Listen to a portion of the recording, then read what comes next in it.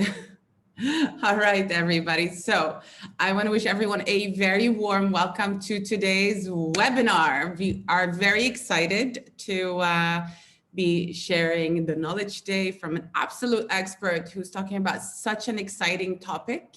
My name is Sana Sam, and I am the founder of MENA Speakers, the leading speaker agency in the Middle East.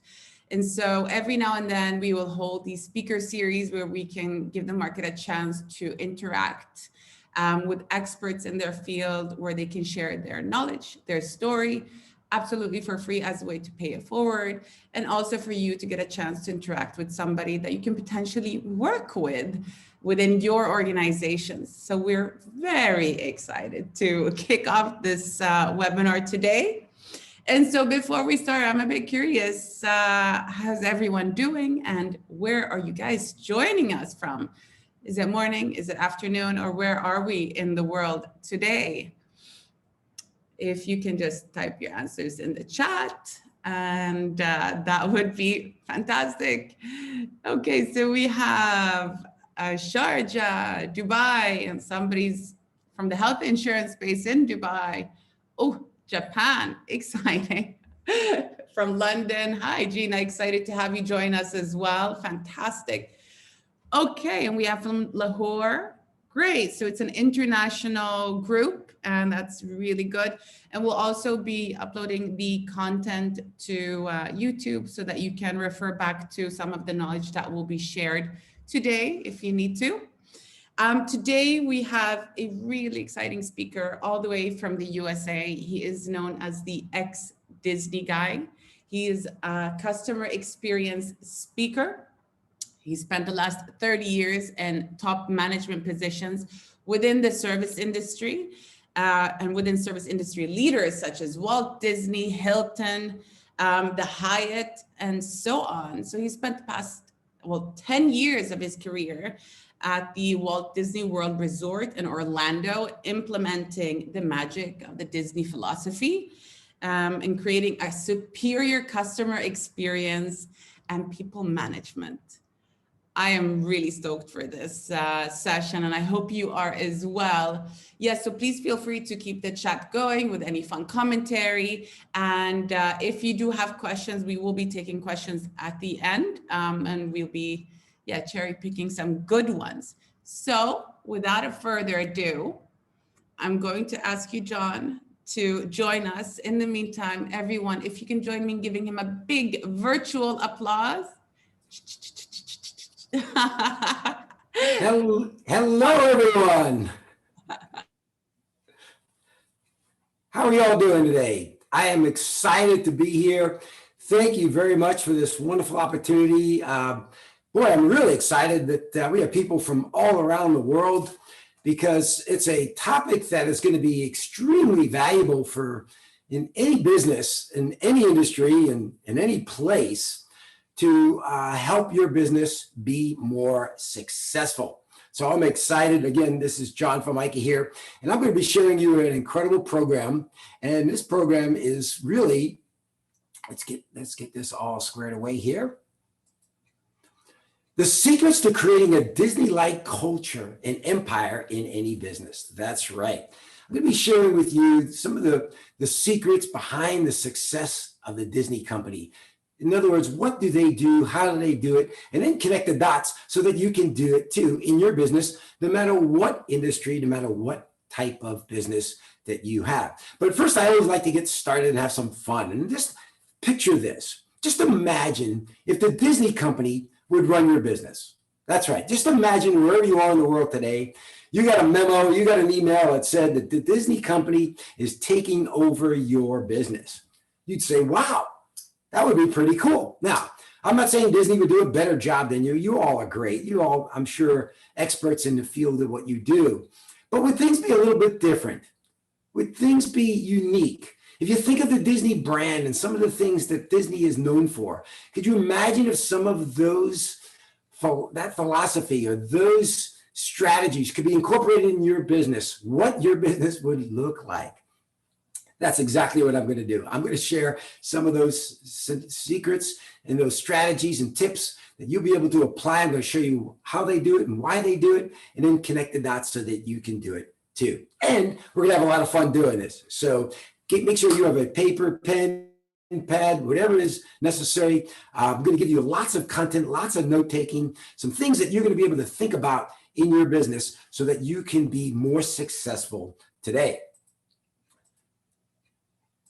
So who is this ex-Disney guy? Well, Sana shared a great introduction to me. But again, I hail from Charlotte, North Carolina in the USA. My background is, again, I spent over 30 years managing and supervising people in the service industries, working for hotels like Hyatt, Hilton, even assisted living communities, but also spent over a decade with the Disney company down in Orlando, Florida. And when I got to Disney back in the late 80s, we had 4 hotels and a campground at the Walt Disney World Resort. But we had 16 brand new hotels on the drawing board.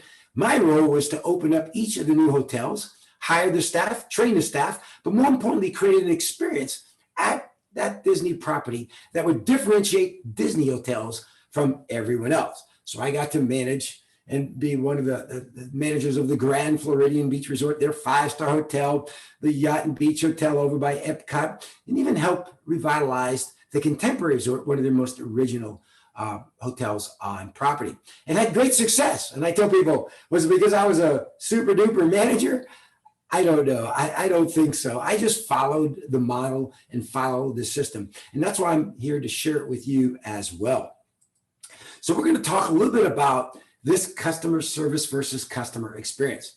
And what you may not know is I'm known as America's and Australia's best customer experience coach. I'm very excited to have that title, but I also have a funnier title, and I like this one a lot more. I'm also known as the anti-customer service guy. You're thinking, what? Yeah, I don't believe in customer service. Now, don't get me wrong. I know you need to provide great service for your customers and clients, but if you just provide customer service, you're just meeting expectations. You're average. You're probably even boring. And your competition is going to run circles around you and take all the business away from you because they don't know how to differentiate you from everyone else. So I'm going to share with you the difference between customer service and customer experience. So the customer experience is the next competitive battleground. It's where businesses are going to be won or lost. That's right. And you got to figure out a plan that's going to ensure you how to differentiate your business to achieve success. See, the definition of customer service is just being useful and helpful. Again, nothing wrong with that, but that's not going to differentiate your business. But the definition of customer experience creates emotions and feelings. And think about it. Don't we all buy and purchase and do business with companies and businesses that we like because we have those emotions and feelings? And that's the secret behind Disney. There's a lot of emotion and feelings when you are associated with the Disney brand in a good way. And that's what they're trying to do, to lure you to not only attract more customers, but to create customer loyalty for life. And customer experience will overtake price and product and service when we decide to choose business. In fact, 86% of buyers will spend more money on a better customer experience. By the way, you know how I know that's true? Well, if you've ever been to a Disney park, you realize it's not cheap. It's pretty expensive. But why do we still save our money and look forward to the opportunity to go? Because we know we're going to have an incredible experience, be exposed to an incredible experience with the Disney company, and we're willing to spend more money. No difference than if I'm staying at a beach resort hotel and I have a room that overlooks the ocean, I'm going to pay more for that room versus a room that overlooks the parking lot. Why? Because I'm just already thinking about, I'm willing to pay more for that experience of sitting out on my balcony, having my favorite beverage, watching the sunrise or the sunset. Again, customers are willing to pay for that. So if you can provide a great experience, you don't need to lower your prices to compete with your competition. You can even raise your prices, which is a great idea, because you're going to provide them a great experience. But the key is, it's the customer experience. And there's a big difference between customer acquisition and customer experience. And we know that every business We need to acquire customers, right? Without customers, we don't have a business. But what about the customers that you already have? That's the secret to customer loyalty. That's the secret to building a successful business. We spend a lot of time getting customers, but do we provide them a great experience so that they'll want to tell their friends and come back over and over? That is something you need to think about. And so I look at your customer experience kind of as a bucket. The funnel is all the new customers that you spend lots of marketing dollars to get, right? We do that. Every business does that, whether it's marketing, social media, whatever you're using to attract customers. And they land in a bucket, and that bucket is your business. The question I have for many of you is this: are there holes in your bucket? Are you losing customers to your competition? Are you losing customers to go elsewhere because they don't feel they're getting a good or unique customer experience? And what happens is the competition's out there and they're telling them the grass is greener on the other side, and come to our business and we'll do this. And they're lowering their prices and they're offering all these discounts. And guess what? Your customers are leaving and you don't even know it. So the secret is to plug up those holes and provide what I call a magical customer experience. And when I work one-on-one with my clients and customers, we focus on making sure those holes are plugged, but more importantly, create a great customer experience so there's an overflowing of customers just loving your business and telling others, okay? And customer experience is the key to the success of your business, because one happy customer will tell as many as 9 referrals. Can you imagine that? Just imagine it. All of a sudden, after watching this presentation, you get 9 emails for customers that want to do business with you, or 9 people walked into your store, or you got 9 new orders, just like that. And that's what happens when you create those experiences. The word of mouth travels exponentially, and you don't even know those people that they know, because everybody knows somebody and they're willing to share their experiences to promote your business. So how do you create this magical customer experience? Well, one of my favorite quotes is from Walt Disney, and he said, "You don't build a product for yourself. You need to know what the people want, and you build it for them." See, we all know that people need our services. If I need to get my car fixed, I go to an auto service repair shop. If I need to get flowers for my wife, I go to a florist shop, right? We know we need products and services, but you have to find out, what does your customers really want? Because what they want might be different than they need. And some businesses, particularly small businesses, believe that if I have a business that people need, I have a product or service that people need, I'm going to be successful. And that is not always true. Your job is to find out what is it that they want. And what they want are things like reliability, and for you to be responsive and show empathy and ease to do business. And they want to be able to trust and have assurance that you're the right business to work for. They want personal attention, right? They want a great, positive, memorable experience, and a lot more. But in reality, if you think of what the Disney does, what Walt said many, many years ago, in fact, in 1955, when he opened up Disneyland for the first time, the first original Disney park, he said, "We're not going to treat them like customers. We're going to treat them like guests." Treat them like a guest. Because if you think of your customers as a guest, you think differently, you act differently. Just imagine if you had a family member or relative come visit you or shop with you. Would you treat them just a little bit special? Absolutely. Will you make sure that they're taken care of? Will you follow up? Will you greet them with big smiles? Will you make sure that if they're staying at your house or apartment, would you make sure it's clean and ready to go? Would you make sure you're available and you're spending time with them? All of those things are quality traits that Disney incorporates in their parks and in their resorts that you need to think about your customers. Don't just treat them like a transaction. Don't just treat them like it's an exchange of money. Treat them like a guest. And when you and your staff does that, there's a whole nother philosophy behind what you're doing in your customer experience, that those customers will know that you truly care about them. And when you care about them, they'll want to come back over and over. Okay? So again, treat them like a guest. Just think of your grandmother coming to visit you.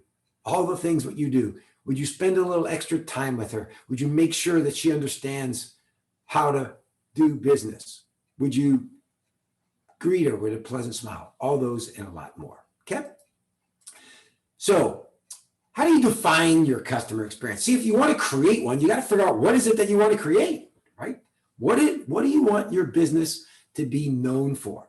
So I have a little simple exercise that you can do after this program, but I'm just going to make you think about it right now to help you start to create your own unique customer experience. Okay? And what you need to do is this. What 3 feelings or emotions do you want your customers to say about your business? What do they say now, or what do you want them to say? Right? We all want them to say great things. So if you want them to say great things, then that's the experience that you're trying to create for them. Okay? So when you're thinking about that, really simple. I'll give you an example. What's one thing? What's 3 things? Just think about what 3 things that you want your customers to say about you. Now, let me give you an example of a Disney model. So people say things like this when they visit a Disney park or resort. They say things like, it was a magical place. They might say things like, oh man, everybody paid attention to every detail. They might even say things like, they made me and my children feel special. Now, who wouldn't want those comments made about your business, right? I would love those comments as well. So if Disney knows that that's what people are going to say, then the next step in the equation of building a culture is that you need to create the behaviors that will make people say those things, right? So you need to create behaviors that you and your staff are actually going to do and demonstrate in order for your customers to say those things, right? And that's the secret. Determine what behaviors people need within the business to lead your customers to say those things. So let me again go back to the Disney example. So what 3 feelings, emotions do people want to say about your business? So if they say it was a magical place, well, then you want to create a unique atmosphere. Disney creates a magical fantasy atmosphere. I'm not saying you need to do that, but your business needs to be a little bit different. When I walk into your business, do I feel different? Do I feel welcomed? Do I feel a great atmosphere around? If you can create that, whether music or sounds or smells or whatever it might be, then I'm going to say it's a magical place. If you want people to say it, pay attention to every detail, well, one of the details is it has to be clean. And when you go to a Disney park or resort, you can't find trash anywhere. And they do that intentionally so that people will say they paid attention to every detail, or it's upkeep and maintenance, painting, everything's working in order, those sort of things. You need to demonstrate those behaviors in order for your customers to say those things. And if you say, made me and my children feel special, then what's the interaction that you're having with your staff, that the staff have with your customers and clients to allow them to say that? An example at Disney is if you ever go to a Disney park and you're ready to take a picture in front of the Magic Kingdom castle, out of nowhere will come a Disney cast member, an employee, and they'll offer to take a picture for you. So they'll say, why don't you get in the picture so you can get in that picture? I'll take the picture for you. And all of those things go in place for a reason so that your customers will say those things. See, one of the challenges is I had a CEO of a company, and I asked him, what do you want your customers to say? What do your customers say? And he said, they say things like customer service is our #1 priority. And I go, wow, really? Then when I called your business, why was I on hold for 20 minutes? So you can have a plaque on the wall that these things are important, core values, all those things are important to your company. But if people don't actually demonstrate and do those things, in this case, answer the phones, you're not going to have a great connection. And so that's why it's important to identify those behaviors and then list those and get your staff to actually do those things, okay? The next part is the components of the customer experience. What are the actual components necessary in building a customer experience? Okay, well, it really starts with people, doesn't it? The magic begins with people, you, your staff. That's where the magic begins. And Walt Disney knew that. He said, you can design and create and build the most wonderful place in the world, but it takes people to make that dream a reality. That's right. You can build a beautiful Disney World or Disneyland, but it's the people that interact with customers that really create the magic. And that's what is important for you. So do you have the right people in the right roles? When you're building a culture, I always tell people you hire for culture.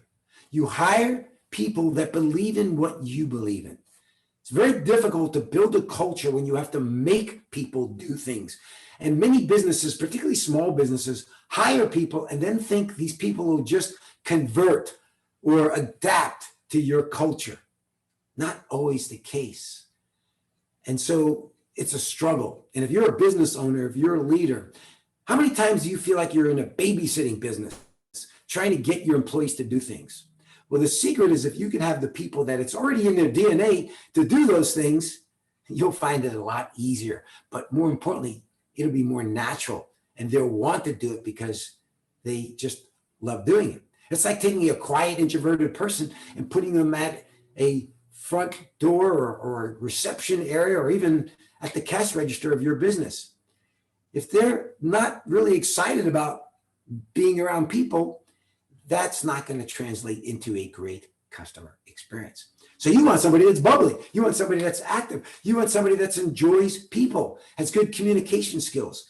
That's what I mean by placing people in the right role. Do you have the right people in the right role? Because those are the most important traits. Customers will always remember people over product or service. And you have to understand that the people that you hire, it's more than their job. They're the face of your company. When someone calls your business, whoever answers the phone is the face of your company, right? All of those things matter.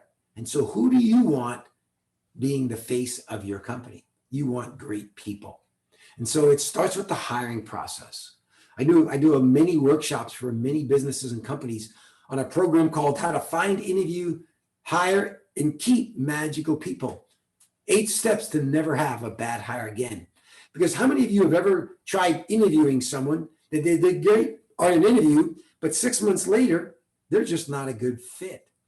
So my program is guided for you to eliminate the people you don't want so everybody becomes a great fit, because it costs you a lot of money to have to continue to rehire, turnover, training, and so forth. So again, it's important to get the right people in your business, because that's where the magic begins. The second piece of the components of a customer experience is what Disney calls showtime. It's showtime. In other words, when you open the doors, when you answer the phones, when people go on your website, it's showtime, right? It's the performance of a lifetime. You got to be ready. You and your team have to be ready. And what Disney used to have a program called the 7-10 rule. And the 7-10 rule is that in 7 seconds, people will form 10 or more impressions of you and your business. Those first impressions matter because you are on stage. It is showtime. And the key is that in those 7 seconds, things happen.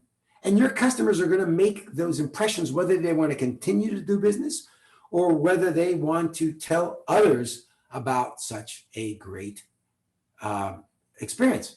And so those things are more important. So what are some of those 10 first impressions? Well, there's a lot of them. And when I do exercises with my clients, we come up with dozens more than 10, but here's simple 10. What about the cleanliness? When I drive to your business, what does the parking lot look like? What does the curb appeal look like? What do the front doors look like? And then when I walk into your business, is it clean, right? Are the restrooms clean? All of those things matter. Why? Because you're on stage. It is showtime. The business atmosphere. Maybe you have music going on to create a nice, pleasant atmosphere, the color scheme in your business, staff appearance. Are they wearing uniforms, right? Are they dressed appropriately? Are they dressed professionally? Or are they walking around in t-shirts and shorts and flip-flops? I don't know. I'm not telling you what they need to be wearing, but you want to make sure that it's appropriate for your business. If I have a t-shirt shop on the beach, right, and I'm just selling t-shirts, yes, that maybe that person can be more casual. But if I'm a bank or a financial institution or insurance company, I probably imagine that business owner wearing a jacket or tie or something like that, a little bit more professional. Are people friendly, smiling? Are they helpful? First impression, as soon as I walk in, am I greeted? Attention to detail, are stores stocked, labeled, priced on the shelves? What's the staff knowledge? If I ask them a question, do they say things like, I don't know, you have to ask my manager? Well, what kind of impression is that? Ease to do business. Do I have to jump through hoops just to place an order or to find products or to ask questions where I get tossed from department to department to department? That's not ease to doing business. That's a first impression. Professionalism, like we said, are you professional? Facilities, washrooms, cleanliness, everything's working. And what about sense of urgency? Are people really caring about helping me, or do they just make sure that they just, are lazy, walking around? I'll help you when I get a chance. Sense of urgency is very, very important. So all those things and a lot more. And I imagine if you did this with your staff and with your team and map out the journey from the first moment your customers make contact with you all the way to the end, you're going to realize that there are lots of touch points and you're on stage. It's showtime. And the behavior that you and your team have on stage is valuably important in that experience, both good and bad. And so we want to make sure that we provide that great experience. Picture this, you're on stage and you have two employees that are complaining about their schedule, or complaining about another customer, or complaining about even their boss. And customers are walking around the store listening to that. Is that a good on-stage performance? No, not really. And so you want to make sure that everything is in place. Even when you talk about appearance, could you imagine if you went to the Magic Kingdom at a Disney park and you and your family are walking down Main Street and you spot Cinderella and you go, look, everybody, there's Cinderella. How exciting. But you look at Cinderella and she's wearing jeans and smoking a cigarette. Would that take away from the show? You better believe it, because we know that Cinderella is just a magical character. And I know Cinderella would much rather prefer to walk around in jeans and not have her hair up and not have any makeup on, right? It'd be a lot easier to work that way. But she knows that she's in costume because she's ready to put on a performance for those in the Magic Kingdom. And you and your staff have to think that same way, okay? So again, everything matters. You're on stage. Everything's got to be in working order. Everything has to look good, including your employees. So every action is an intentional first impression and direct reflection of you, your business, and you. They're making assumptions. They're making perceptions of your business based on what they see in the first 7 seconds or less. And again, how do you react to problems? How do you care about making sure that things are done on time? All those things matter, and it's important in your business as well. Okay, so think about you are showtime, right? You are ready to go. Lights, camera, action, let's go. Think about your business. Walk around your business. Make sure that those things are happening. I always tell, when I do leadership workshops, I always tell leaders, you need to manage by walking around, right? Not in your office, but walking around the shop. Inspect what you expect to make sure each one of those touch points are magical. Last piece, obviously, is the employee experience, right? We all have employees, and we know that there are valuable assets to our business. And Walt said it takes a happy crew to produce a happy show. So if your employees are not excited and enjoy working in your business environment, I don't think it's going to rub on in a good, positive way to your customers. So we want to make sure that we provide a good employee experience, that we're firm, but we're fair, that we create a fun environment. We do a great job in training, right?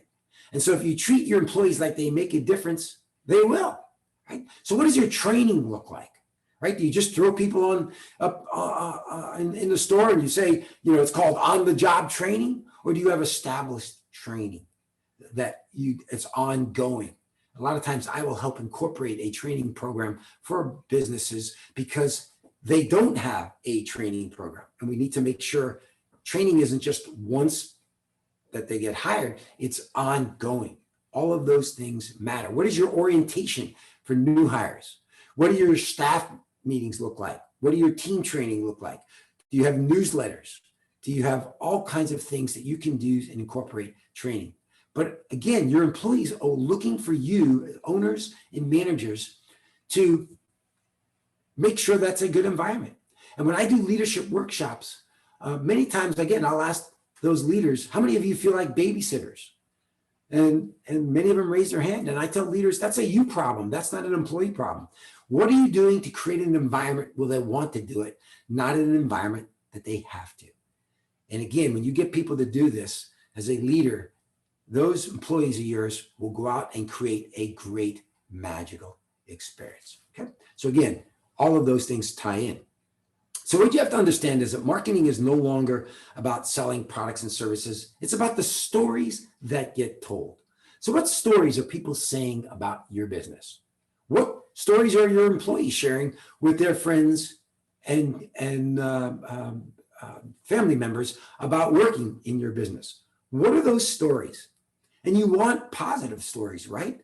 But let me give you a suggestion. If there are no stories being shared about your business, tells me you're boring, you're average, you're not doing enough. Your experience is not great enough to allow people to share those stories.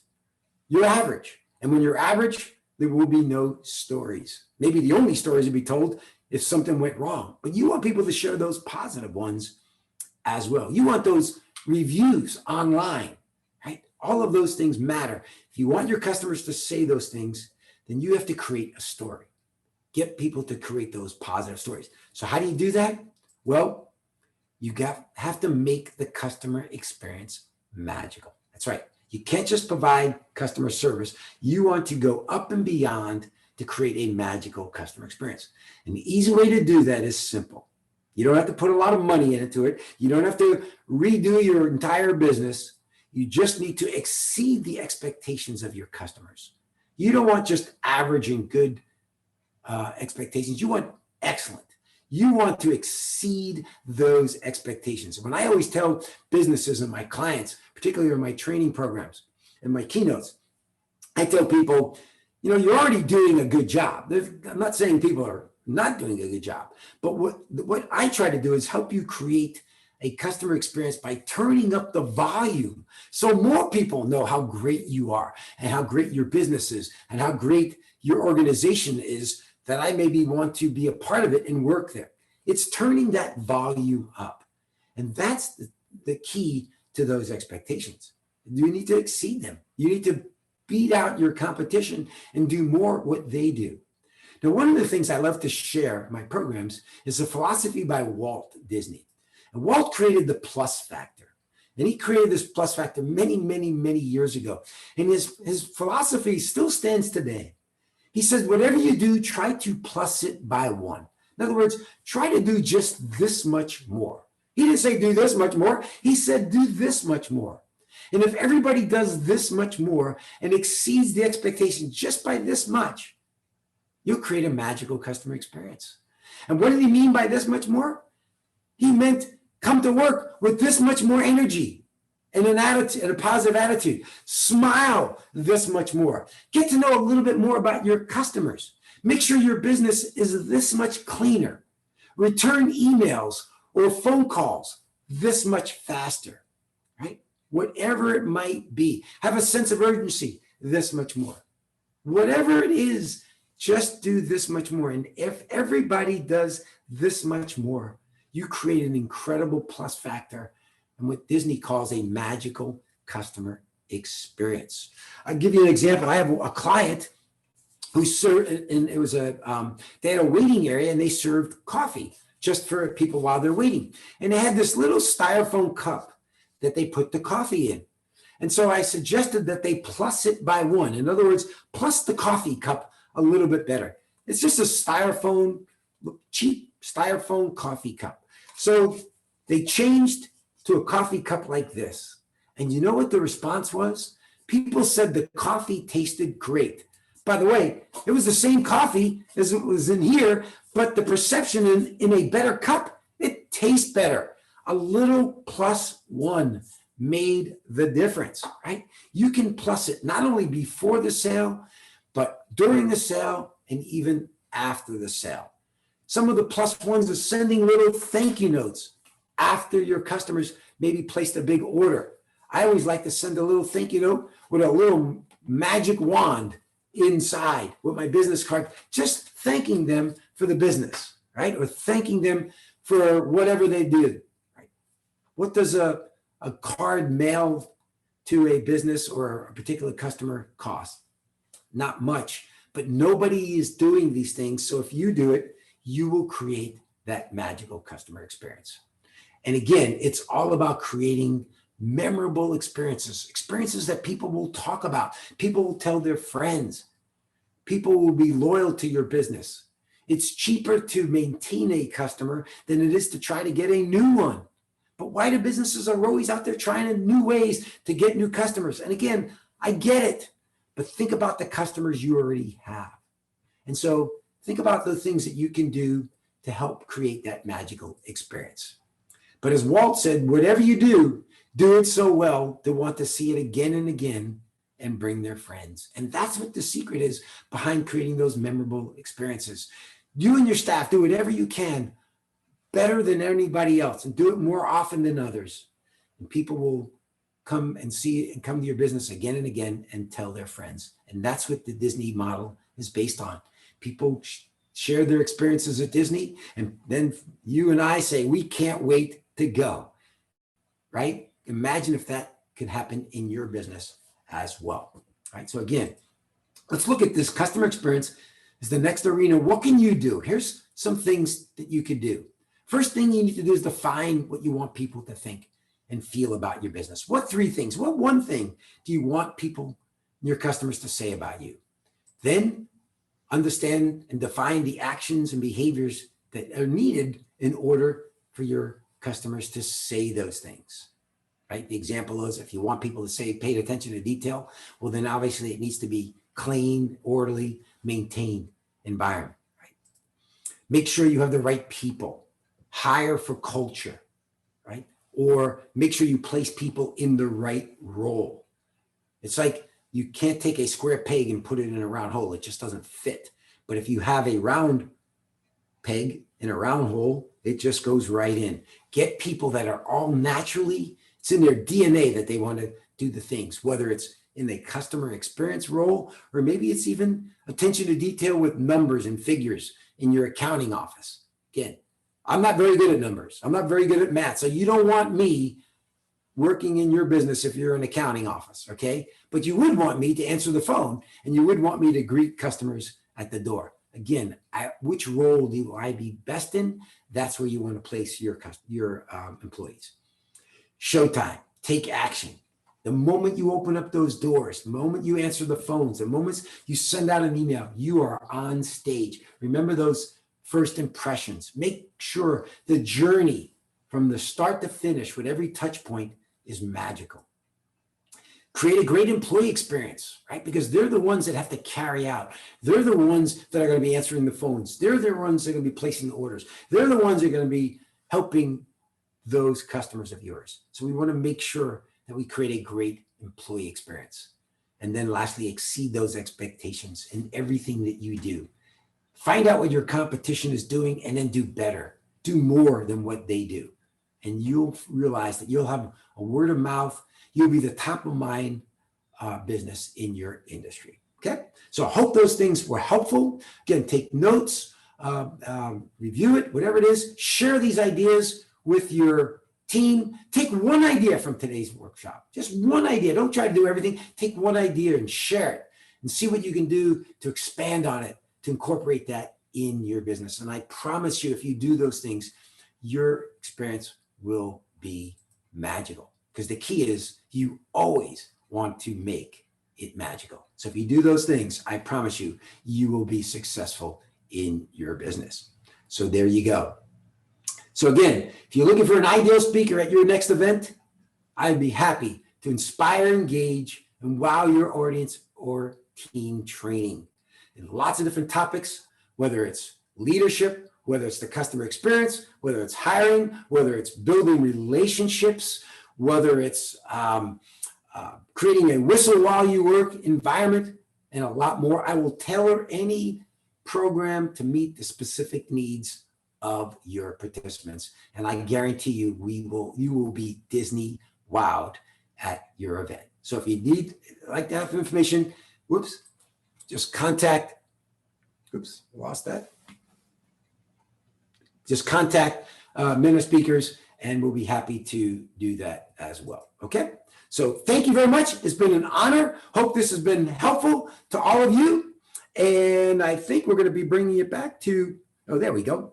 So there's the information that you need, the contact information. MENA Speakers are an incredible organization. I love partnering with them. They are first class, and they will, again, also partner with you to make sure that your event is the best event ever. So again, there's the information on there.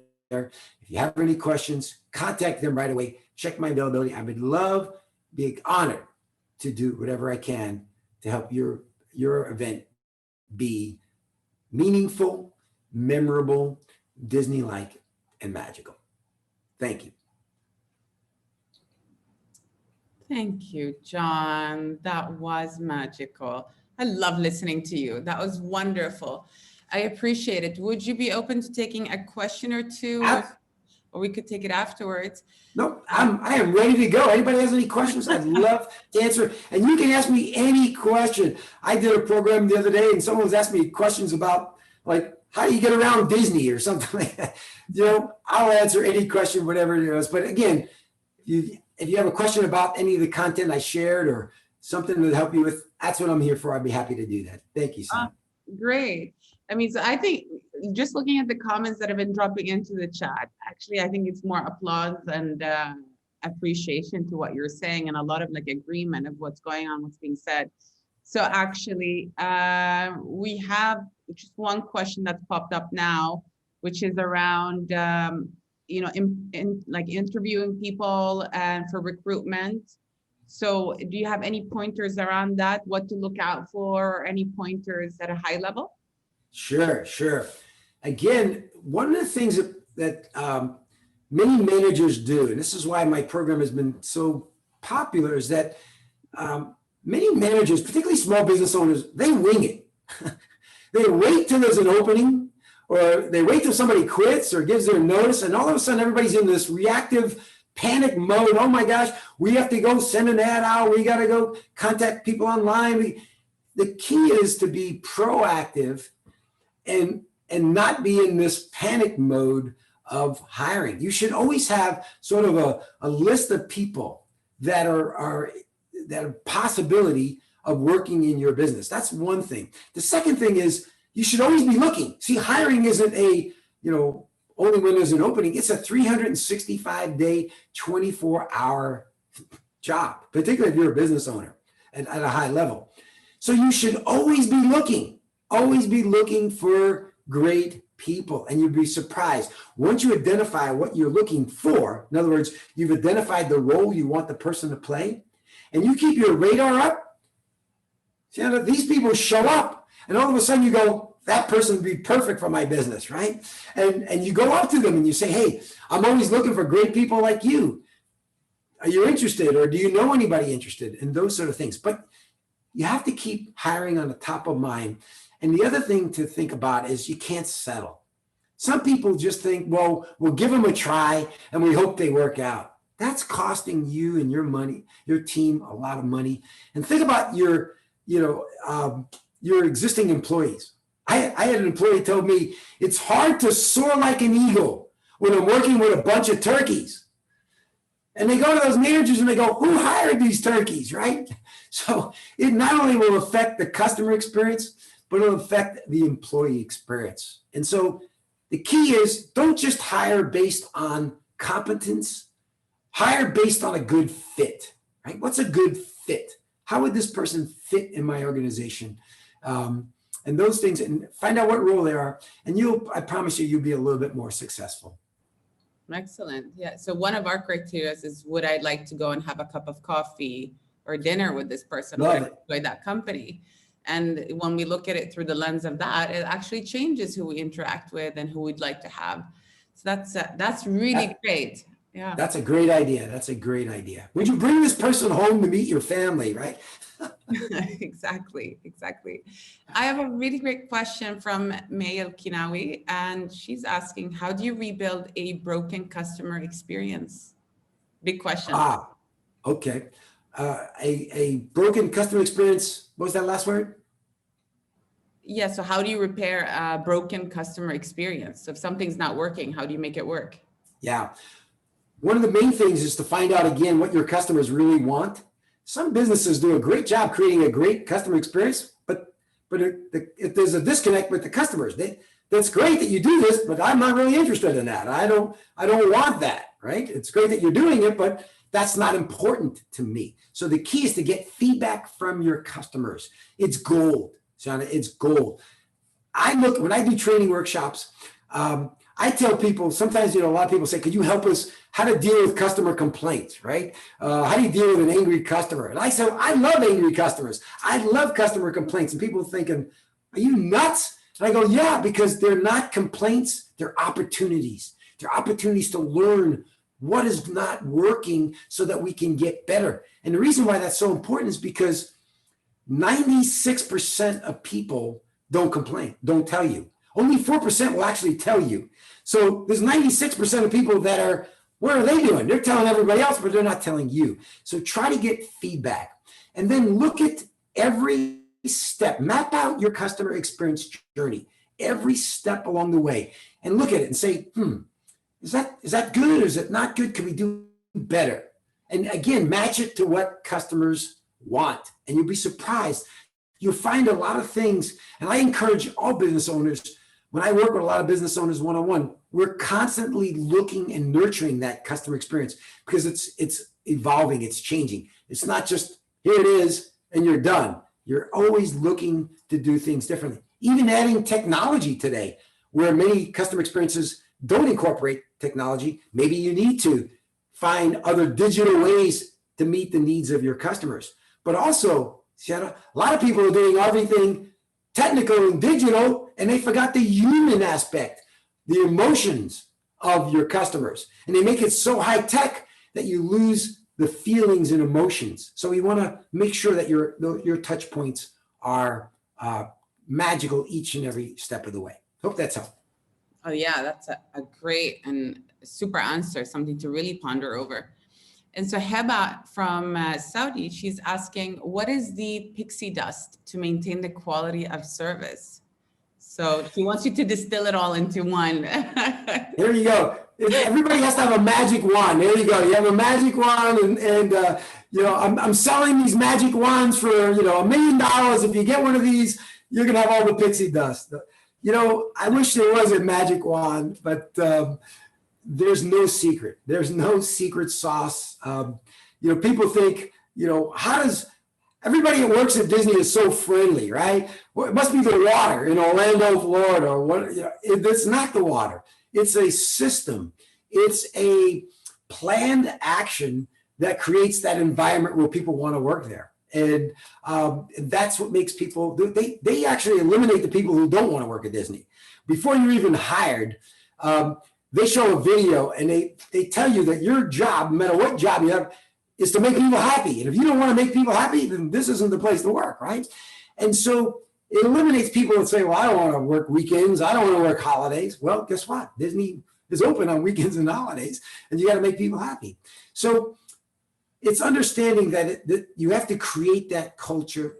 And once you start doing it, but the key is, here's one of the things I find work really well.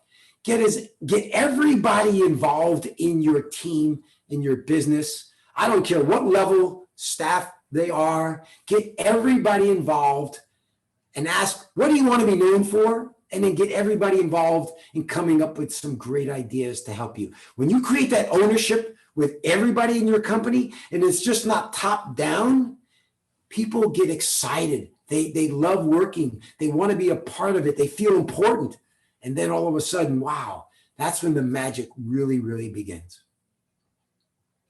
Very nice, which also answers one of the other questions that dropped in. So Jay Joy, I hope that answered your question about recruitment and organizational culture.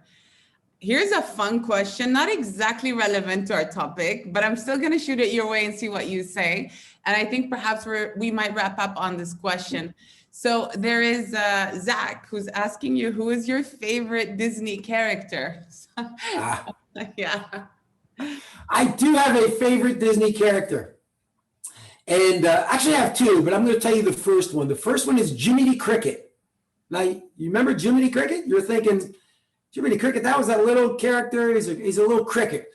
Yeah, you know, he's not a very significant, not one of the most popular characters, but I love his message. And I think it's a great way to end the program on this message. And Jiminy Cricket's message is this: if your heart is in your dream, no request is too extreme. And if you think of that, and if you think, gee, I've heard that before, it's a song. When your heart is in your dream, not a very good singer, no request is too extreme. So what does that mean? It means when your heart's in your dream, when you're doing something passionately, no matter what you do, no matter what your business is all about, whether you're an owner or an employee, if your heart is in it, you do it because you want to, right? When your heart's in your dream, no request is too extreme. I'll do whatever I can to be successful. And that goes to your dreams in life, your dreams in your relationships, your dreams in your business. If your heart's in it, no request is too extreme. Hope that helps. Oh, beautiful. And I definitely think we should finish on that note. John, I want to thank you so much for taking your time and sharing so much valuable information with all of us. I also would like to thank everyone that joined us today. And I'm sure just like myself, you were taking a lot of notes. So, you know, there were specific case study like questions. For those of you who have that, please reach out to the team. And we'll be so glad to connect with you and help you out so that we can move forward with regards to your customer service and enhance it, create a magical experience. Really huge thank you again for everything and for the knowledge that you've shared. And I wish everyone a beautiful, a magical day moving forward. Take care. All right. Goodbye, everybody. Bye, everybody.